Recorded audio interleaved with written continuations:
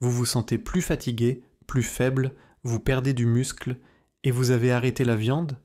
Et si ces problèmes venaient justement de là? Aujourd'hui, je vais vous révéler ce que la plupart des seniors découvrent trop tard. Salut à tous. Aujourd'hui, nous allons parler d'un sujet particulièrement important pour nos amis seniors. La consommation de viande. Quand il s'agit de viande, beaucoup de personnes âgées se sentent partagées. D'un côté, elles pensent qu'en vieillissant et en se sentant plus faibles, elles ont besoin de manger de la viande pour se renforcer. De l'autre, elles s'inquiètent de l'hypertension, du cholestérol élevé et du taux de sucre trop haut dans le sang. Les trois grandes préoccupations de santé. Elles se demandent si manger de la viande ne va pas aggraver les choses. Cette question peut devenir un vrai sujet de débat à table dans de nombreuses familles. Alors, je veux vous raconter deux histoires vraies de personnes que je connais. D'abord, il y a Carole, une femme dynamique de 67 ans. Carole était très active et en pleine forme. Tout le quartier la connaissait pour son énergie. Mais après sa retraite, elle a commencé à s'inquiéter de ses trois grands problèmes de santé. Elle a donc pris une décision stricte, plus de viande. Point final. Dès lors, ses repas étaient uniquement composés de légumes, de fruits et de produits à base de soja. Elle a même réduit sa consommation d'œufs et de lait. Au début, elle se sentait plus légère et semblait avoir plus d'énergie, ce qui était encourageant. Mais avec le temps, des problèmes sont apparus. Elle était essoufflée en montant les escaliers et ses jambes semblaient plus faibles, comme si toute sa force quittait son corps. Un jour, en se promenant dans le parc, elle a soudainement eu des vertiges et a failli tomber. Sa famille l'a conduite d'urgence à l'hôpital.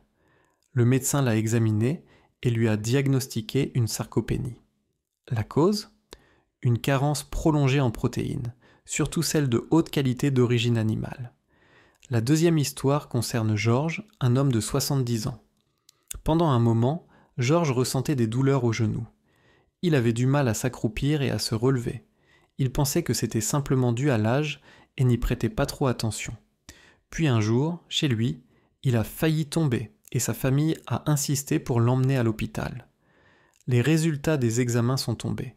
Georges souffrait d'ostéoporose sévère. Le médecin lui a expliqué qu'il ne manquait pas seulement de calcium. Ses os étaient devenus fragiles, comme des biscuits Saint-Puy secs. Georges, perplexe, a demandé au médecin « Donc si je rentre chez moi et que je mange plein de ragoût de porc, ça va aider mes os ?» Le médecin a souri et a secoué la tête, expliquant que le porc n'était pas la meilleure source de calcium. Pour renforcer ses os, il devait manger 3 autres types de viande. Les expériences de Carole et Georges reflètent les difficultés de nombreux seniors. Leur question centrale est « Les personnes âgées doivent-elles manger de la viande ? Et si oui, quel type de viande et en quelle quantité pour que ce soit bon pour la santé ?» Aujourd'hui, nous allons répondre à toutes ces questions. Mais avant de commencer, si vous tenez vraiment à votre santé et à celle de votre famille, abonnez-vous à ma chaîne et activez les notifications. Ainsi, vous ne manquerez aucun de mes conseils santé pratiques. Ici, on vous révèle des vérités sur la santé que les médias traditionnels mentionnent rarement. Si ce que je partage vous plaît, tapez 1 en commentaire. C'est une excellente manière de soutenir mon travail. Et n'hésitez pas à partager vos pensées en commentaire. Revenons à notre sujet. Beaucoup de seniors évitent la viande par peur de l'hypertension, du cholestérol ou du diabète. Ils pensent qu'un régime fade est la clé d'une bonne santé. Cependant, cette idée mérite peut-être d'être révisée. Une équipe de chercheurs d'une université renommée a mené des expériences sur des souris et a découvert quelque chose d'intéressant. Lorsque des souris âgées ont été nourries avec un régime contenant une augmentation modérée de matières grasses et une diminution des glucides, tout en maintenant un apport calorique contrôlé, cela a considérablement ralenti les anomalies métaboliques et l'atrophie des organes liés au vieillissement. Cela a également permis de prolonger leur espérance de vie. Bien que cette étude ait été réalisée sur des souris, les principes nutritionnels révélés sont très similaires aux besoins humains. Qu'est-ce que cela nous apprend ? En vieillissant, notre masse musculaire diminue naturellement et notre métabolisme ralentit. Par conséquent, nous devons nous assurer de consommer suffisamment de protéines et de bonnes graisses pour maintenir les fonctions normales de l'organisme, plutôt que de se contenter de céréales et de légumes. Cette vision est également soutenue par des recherches internationales. The Lancet, un journal médical de référence, a publié une étude majeure menée dans 11 pays. Les résultats ont montré que les seniors qui consomment suffisamment de protéines ont non seulement tendance à vivre plus longtemps, mais présentent aussi un risque plus faible de développer des maladies chroniques comme le cancer. Un chiffre marquant montre que les seniors qui consommaient moins de 40 grammes de protéines par jour avaient un taux de mortalité de 31%, tandis que ceux qui en consommaient plus de 40 grammes avaient un taux de mortalité de seulement 18%. C'est une différence significative. Il ne s'agit pas seulement de vivre plus longtemps. Manger les bonnes viandes peut aussi protéger nos os. Une étude à long terme de la Société américaine de gériatrie a révélé que les seniors qui mangeaient du poisson 2 à 3 fois par semaine connaissaient une diminution de la densité osseuse 15% plus lente que ceux qui en mangeaient rarement. Cela montre que manger les bonnes viandes peut ralentir la perte osseuse et renforcer les os. Nous pouvons donc arriver à une conclusion scientifique, les seniors ne devraient pas éviter complètement la viande. En consommer avec modération n'augmente pas nécessairement le risque de maladies chroniques. En fait, cela présente 3 avantages concrets. Maintien de la masse musculaire, la viande est la source la plus importante de protéines de haute qualité, ce qui aide à lutter contre la perte musculaire et à garder des jambes solides. Prévention des carences nutritionnelles. La viande est riche en nutriments essentiels comme la vitamine B12, le fer et le zinc, qu'il est difficile d'obtenir en quantité suffisante avec une alimentation uniquement végétale. Cela permet de prévenir efficacement l'anémie et d'autres carences courantes. Protection des fonctions cérébrales. Avec l'âge, la capacité antioxydante de notre organisme diminue. Manger de la viande avec modération peut aider à augmenter le niveau d'antioxydants, ce qui améliore la mémoire et protège les fonctions cérébrales.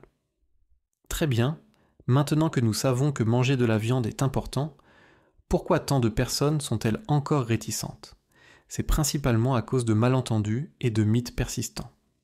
Aujourd'hui, nous allons clarifier 2 idées reçues majeures à propos de la viande. Idée reçue numéro 1. Arrêter la viande permet de faire baisser le cholestérol. Beaucoup de seniors pensent que le cholestérol élevé provient de la consommation de viande grasse. Ils croient donc qu'arrêter la viande fera baisser leur cholestérol. C'est seulement partiellement vrai. Il faut comprendre que les triglycérides et le cholestérol présents dans notre sang proviennent principalement de la synthèse interne de notre corps et non de notre alimentation. Environ 70 à 80% de notre cholestérol est synthétisé par notre foie. Seule une petite partie provient de ce que nous mangeons. La situation est similaire pour les triglycérides. Cela signifie que si vous arrêtez simplement de manger de la viande, mais que vous ne modifiez pas d'autres habitudes alimentaires, comme la consommation excessive de céréales raffinées et d'aliments sucrés, votre foie continuera de produire beaucoup de lipides sanguins. Se contenter d'éviter la viande pour faire baisser les lipides sanguins n'est donc pas très efficace. En fait, cela peut même nuire à votre corps en provoquant des carences en certains nutriments. L'approche réellement scientifique consiste à choisir des viandes maigres, riches en protéines et à les associer à une alimentation équilibrée. Idée reçue numéro 2, manger de la viande provoque le cancer. C'est une croyance très répandue. Vous avez peut-être entendu dire que le Centre international de recherche sur le cancer, CIRC, qui fait partie de l'Organisation mondiale de la santé, a classé la viande rouge, comme le porc et le bœuf, dans le groupe 2A des substances cancérogènes, ce qui signifie qu'elle est probablement cancérogène pour l'homme. Cela fait peur à beaucoup de gens qui pensent que la viande va forcément provoquer le cancer. Il est important de regarder cela de manière critique. Tout d'abord, le cancer est une maladie multifactorielle liée à nos gènes, à notre environnement, à notre mode de vie et bien plus encore. Il n'est jamais causé par un seul facteur.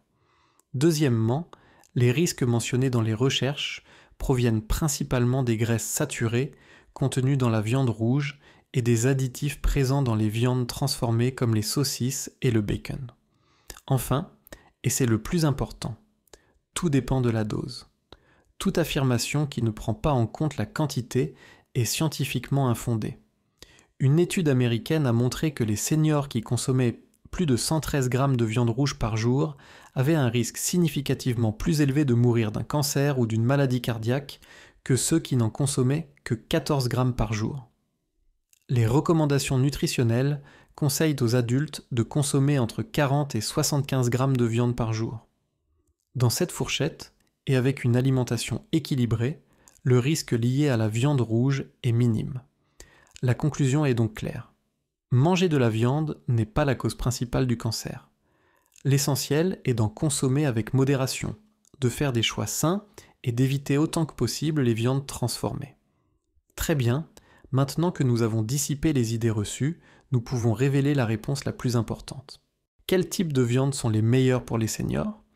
Quand vous pensez à manger de la viande, qu'est-ce qui vous vient à l'esprit ? Une assiette de porc braisé savoureux ou un bon ragoût de bœuf copieux.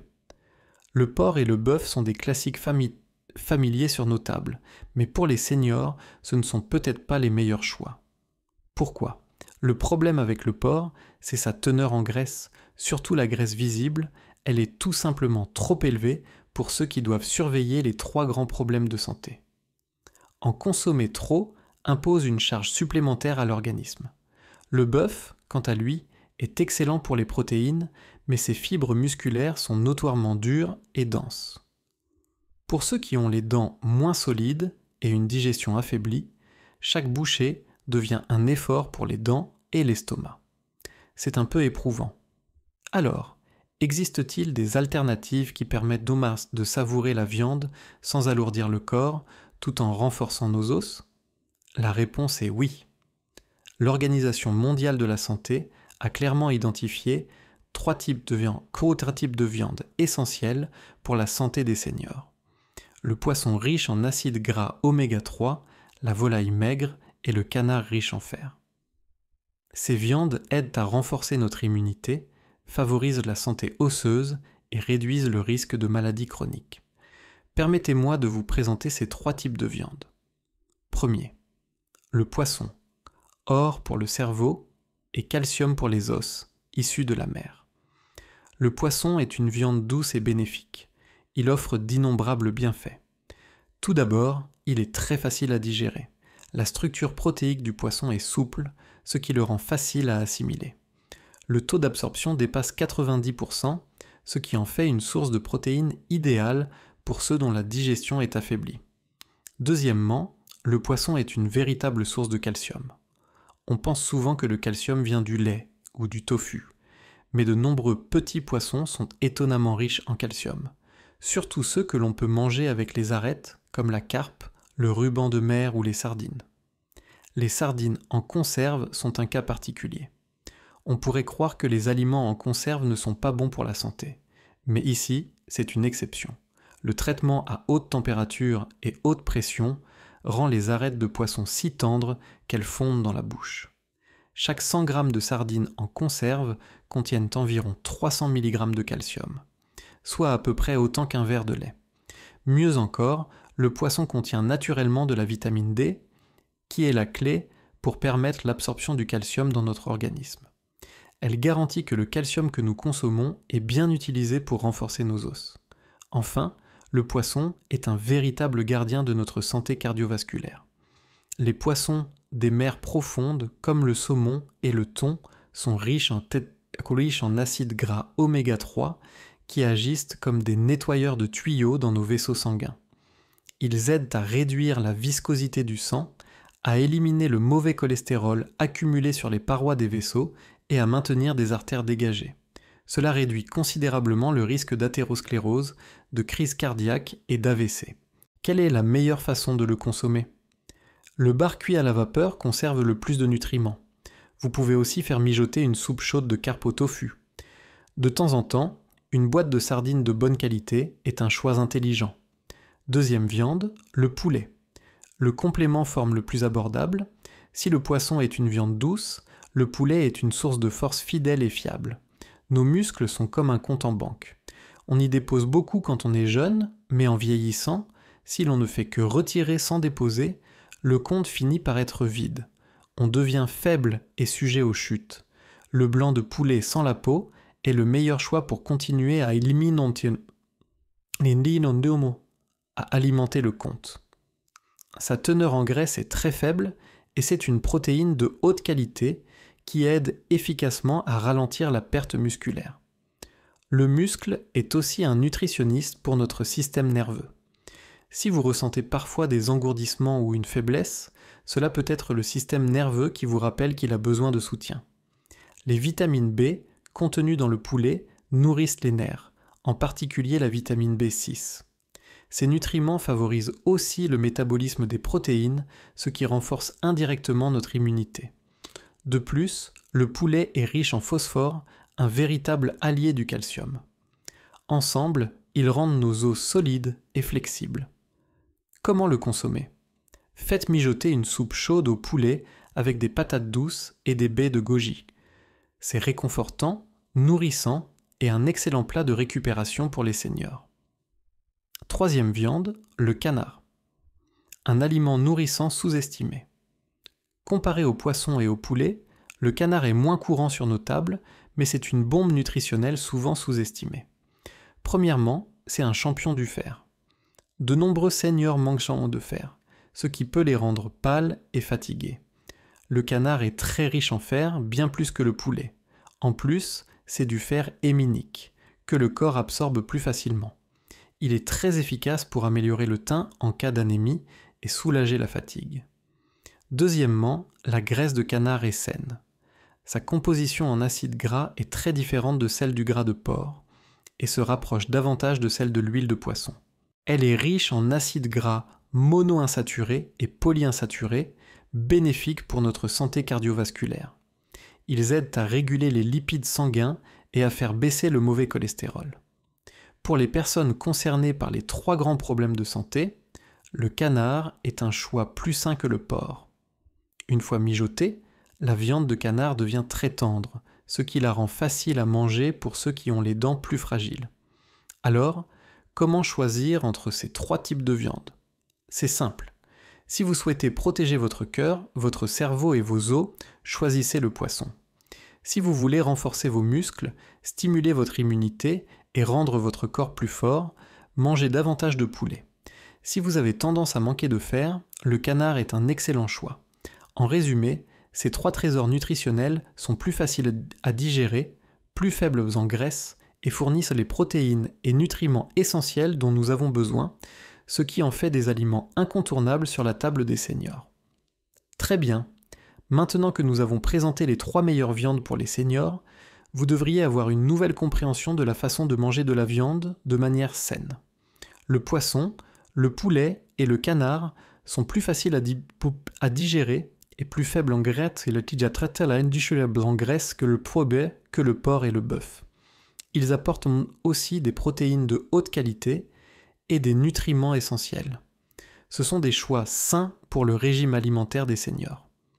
Selon les recommandations nutritionnelles, les seniors peuvent consommer entre 40 et 75 grammes de viande par jour. On peut alterner entre le poisson, le poulet et le canard, en les répartissant dans différents repas. Bien sûr, avoir des os solides ne dépend pas uniquement de la consommation de viande. Il faut aussi adopter un mode de vie sain pour garantir que le calcium consommé soit bien absorbé et utilisé par notre organisme. Exposez-vous davantage au soleil. Essayez de passer 15 minutes au soleil le matin ou l'après-midi lorsque la lumière est douce. La lumière du soleil aide notre corps à synthétiser la vitamine D, essentielle pour favoriser l'absorption du calcium. Faites de l'exercice modérément. L'activité physique stimule les os et favorise la fixation du calcium. Des exercices doux comme la marche et le tai chi sont excellents pour les seniors. Ils peuvent augmenter la densité osseuse et améliorer l'équilibre. Diversifiez votre alimentation. En plus des 3 viandes recommandées aujourd'hui, vous pouvez aussi consommer des aliments riches en calcium comme le lait, le tofu, la pâte de sésame, les fruits à coque et les légumes bifenplut à feuilles vertes. En même temps, réduisez votre consommation d'aliments trop salés, trop sucrés ou trop gras, car ils accélèrent la perte de calcium. Buvez beaucoup d'eau. Une hydratation suffisante permet de maintenir une bonne circulation, aide à transporter les nutriments vers les os et réduit la viscosité du sang. Il est recommandé de boire au moins 1500 ml d'eau par jour. Très bien mes amis, c'est tout pour le sujet d'aujourd'hui. Résumons les points essentiels. Nous avons répondu aux préoccupations de nombreux seniors concernant la consommation de viande.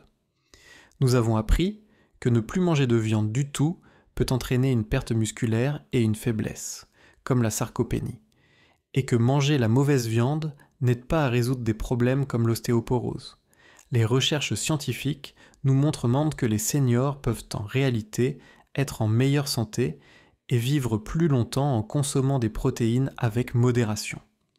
Le grand enseignement d'aujourd'hui, c'est que nous avons découvert 3 excellents bons choix. Le poisson, le poulet et le canard, bons pour les os et le cerveau. Je tiens à rappeler à tous les seniors que notre corps a des besoins nutritionnels différents selon les âges. Certaines anciennes idées ne sont peut-être plus entièrement scientifiques.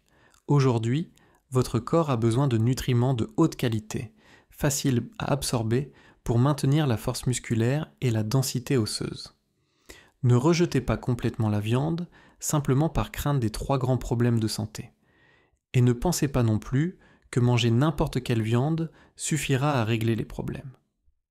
Écoutez les besoins de votre corps et faites des choix éclairés et scientifiques. C'est la meilleure façon de prendre soin de la qualité de votre vieillesse. Bien sûr, nous avons abordé beaucoup de choses, mais ce n'est pas pour ajouter de la pression. Au contraire, je veux transmettre une attitude active et positive vis-à-vis de la santé. Le pouvoir de la préserver est entre vos mains.